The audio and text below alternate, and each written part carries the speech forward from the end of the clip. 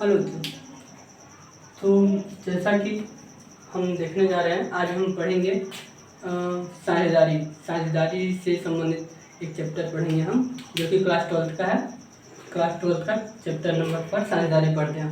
साझेदारी होती क्या है और साझेदारी कहते किसको है, तो हम देख लेते हैं आज।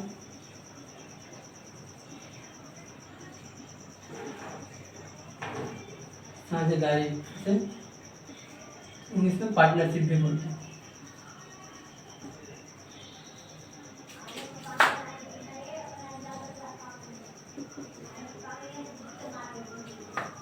पार्टनरशिप यानी साझेदारी। तो बेसिकली हम देख सकते हैं साझेदारी होती क्या है, यानी साझेदारी कहते किसको, इसकी परिभाषा। तो साझेदारी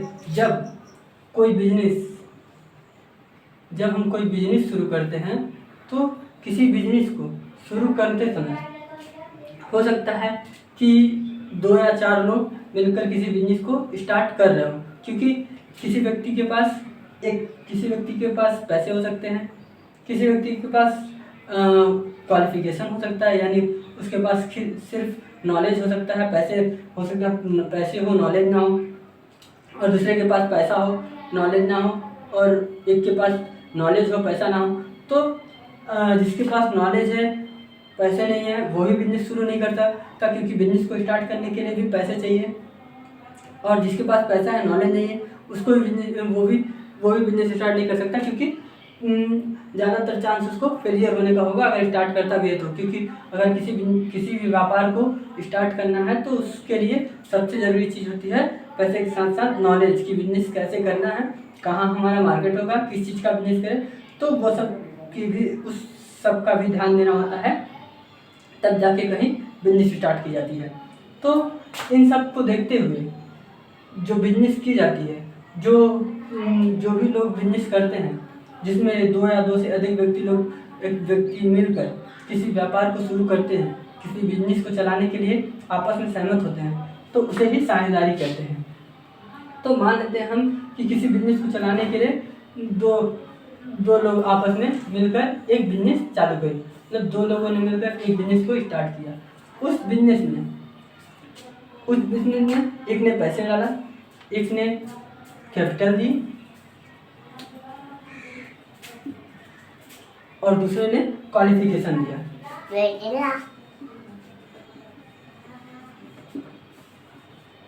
मतलब एक का पैसा लगा और दूसरे का क्वालिफिकेशन लगा, तब जाके उन्होंने एक बिजनेस स्टार्ट किया।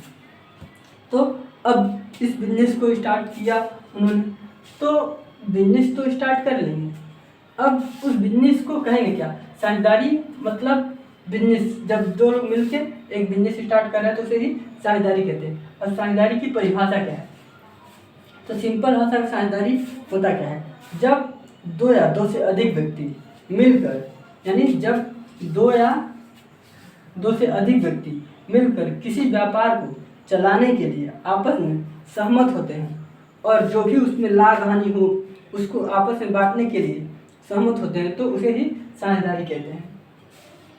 साझेदारी 2 व्यक्तियों के मध्य हो सकती है, 2 फर्मों के मध्य आपस में हो सकती है, तो उसे ही साझेदारी कहते हैं। अब ये तो थी उसकी सिंपल सी परिभाषा। अब साझेदारी की एक परिभाषा साझेदारी की कंपनी अधिनियम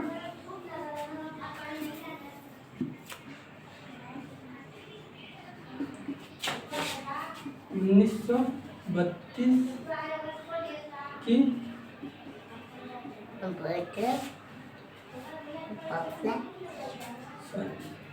धारा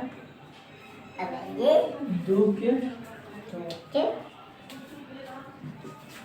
अनुसार भी एक परिभाषा है।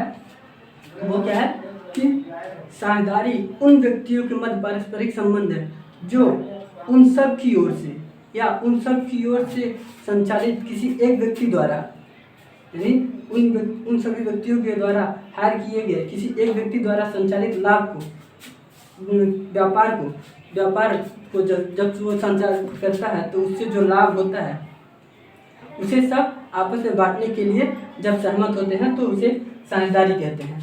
ये कंपनी अधिनियम 1932 की धारा 2 के अनुसार ये एक परिभाषा है।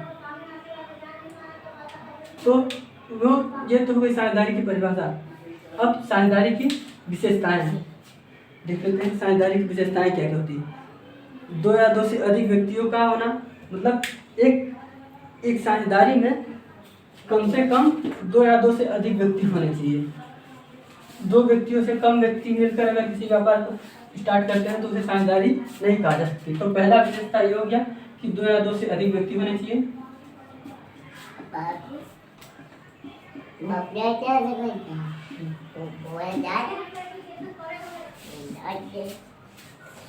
मतलब एक व्यापार को स्टार्ट करने के लिए, एक साझेदारी फर्म को चलाने के लिए कम से कम दो व्यक्ति का होना अति आवश्यक है, क्योंकि बिना दो व्यक्तियों के कोई भी साझेदारी नहीं बन सकती। साझेदारी का अर्थ ही होता है साथ साथ मिलकर किसी काम को करना, तो उसके लिए दो व्यक्तियों का होना आवश्यक है। तो पहला विशेषता हो गया दो या दो से अधिक व्यक्तियों का होना। दूसरा, एक दो या दो से अधिक व्यक्ति तो हो गए। अब दूसरा विशेषता, एक जो हम बिजनेस कर रहे हैं वो बिजनेस क्या क्या चीज़ का, वैधानिक व्यापार होना चाहिए।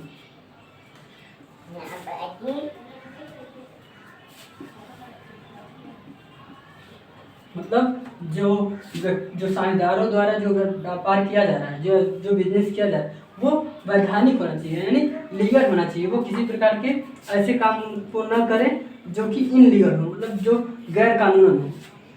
जैसे कोई व्यक्ति किसी किराने की दुकान या फिर कोई बिजनेस खोला है और उसमें वो गलत काम कर रहा है, जैसे मदिरा पान, ये सब जो लीगल नहीं है, जो वैन है, उन सब वस्तुओं को बेच रहा है उसमें, तो उस तरह के काम नहीं होने चाहिए। उसमें जो व्यापार है वो लीगल होना चाहिए। तीसरा, जो लाभ है, लाभ का विभाजन, कि लाभ हो कि लाभांश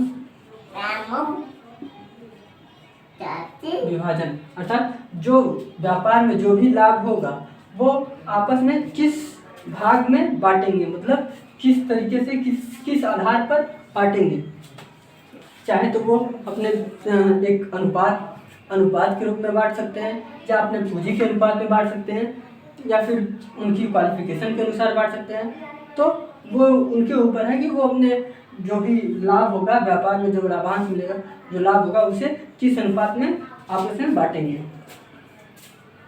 और चौथा है ऋण,